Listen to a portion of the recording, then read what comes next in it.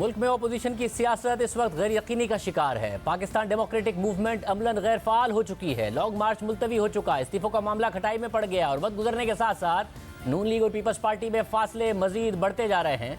पहले इस्तीफों पर तनाज़ा हुआ, फिर सेनेट में अपोजिशन लीडर के मामले पर तनाज़ा हुआ, फिर पीडीएम की क़यादत की तरफ से नोटिस जारी होने के बाद पीपल्स पार्टी ने पीडीएम से इस्तीफे दे दिए। फिर NA 249 के नताइज के बाद दोनों जमातों के दरमियान लफ्जी जंग जारी रही और फासले कम होने के बजाय बढ़ते जा रहे हैं। बल्कि अब ये दोनों जमातें एक दूसरे को सिलेक्टेड होने का ताना भी दे रही हैं। हुकूमत के लिए अपोजिशन कोई चैलेंज नहीं है, बल्कि अपोजिशन के लिए ही चैलेंज बन गई है। हुकूमत के खिलाफ मिलकर लड़ने के बजाय इस वक्त एक दूसरे के खिलाफ लड़ रही है। सेनेट में अपोजिशन लीडर से लेकर ज़िमनी इंतखाबात तक एक दूसरे के खिलाफ लड़ रहे हैं।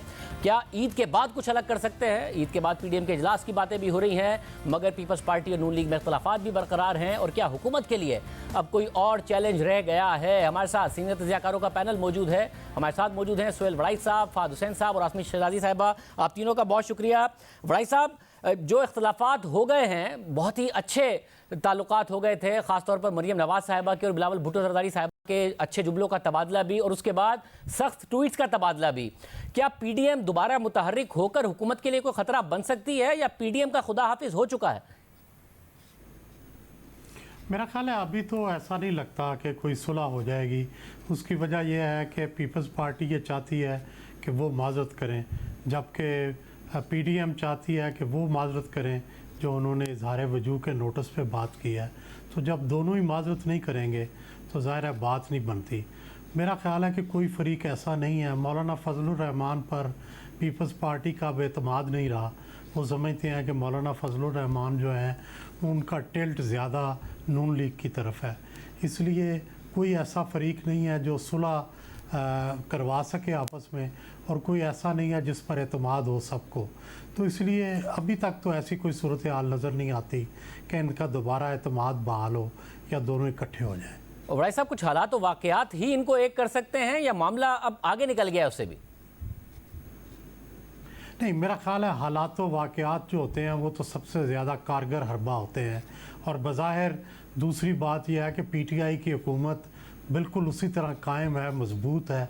तो वो भी एक चैलेंज है, जिस चैलेंज को मीट करने के लिए ये इकट्ठे हो सकते हैं।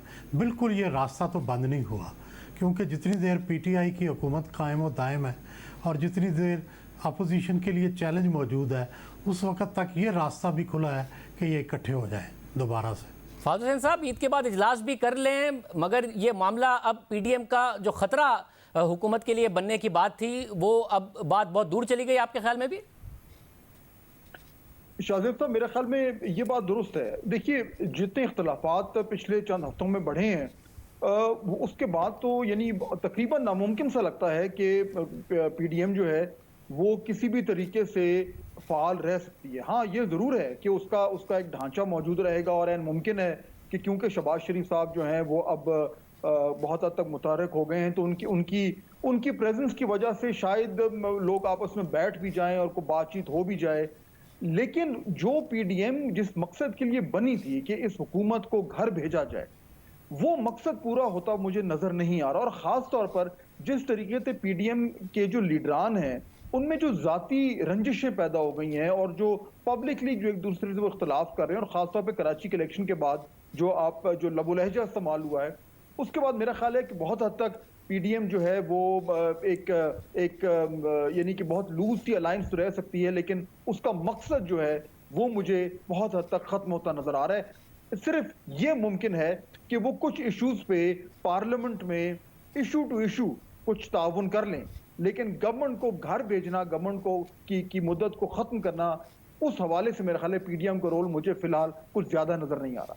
आसमा शराजी साहिबा, निकले थे ये हुकूमत को सिलेक्टेड कहकर, उसके खिलाफ अब एक दूसरे को सिलेक्टेड कह रहे हैं। कहा कि बाई इलेक्शन लड़ेंगे, हुकूमत को टफ टाइम देंगे, एक दूसरे के खिलाफ लड़ रहे हैं। सेनेट के इंतखाबात लड़े थे कि हुकूमत को ग्राउंड नहीं देंगे, मगर लीडर ऑफ द अपोजिशन पर एक दूसरे के खिलाफ लड़ते नजर आए। अब कुछ रह गया है पीडीएम में?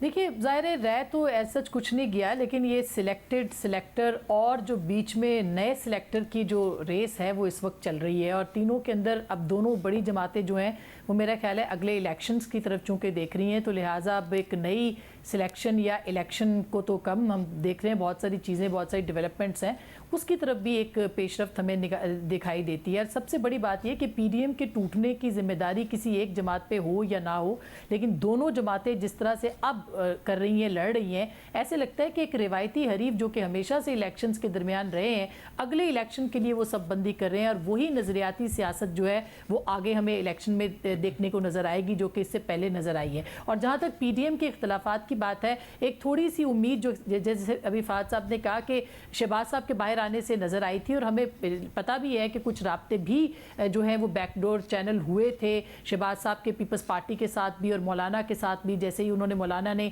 अनाउंस भी कर दिया कि अब शहबाज इन हो गए हैं, मरियम आउट हो गई हैं, लिहाजा वो एक उम्मीद से बनी थी। लेकिन 249 के इंतखाब के बाद जिस तरह से पीएमएलएन ने बहुत एब्रप्ट और बहुत जल्दी धांधली के इल्ज़ामात लगाए हैं, और जिस तरह के इल्ज़ामात लगाए हैं, ऐसे लगता है कि पाकिस्तान पीपल्स पार्टी के लिए नहीं बल्कि खुद शहबाज शरीफ के लिए भी बहुत सी मुश्किलात होंगी कि वो आगे जाके जो पार्लियामान की हद तक एक प्लेटफॉर्म था अपोजिशन का, या उसके ऊपर उन्होंने बात करनी थी, उसके लिए उनको मुश्किलात का सामना करना पड़ेगा। तो पीडीएम के लिए तो मौलाना फजलुर रहमान का जो किरदार था वो तो जाहिर है कि एक तरह से हो चुका है, उसकी नफ़ी हो चुकी है। लेकिन जो शहबाज शरीफ को कहा जा रहा था कि वो शायद आके पीडीएम के अंदर कोई रूप फूंक देंगे, तो अब उसके चांसेस कम ज़रूर हो गए, ख़त्म नहीं हुए। और हो सकता है ये इम्कानात की सियासत है, आगे जाके चंद दिनों के अंदर कुछ ऐसा हो जाए जिस तरह की एक सफ़बंदी हो रही है कि शहबाज शरीफ जो है वो खुल के भी शायद बात करें, और हो सकता है कि मरियम साहिबा भी जो है वो कोई इस पर बात करे। लेकिन ये बात तय है कि पाकिस्तान पीपल्स पार्टी और पाकिस्तान मुस्लिम लीग नवाज ने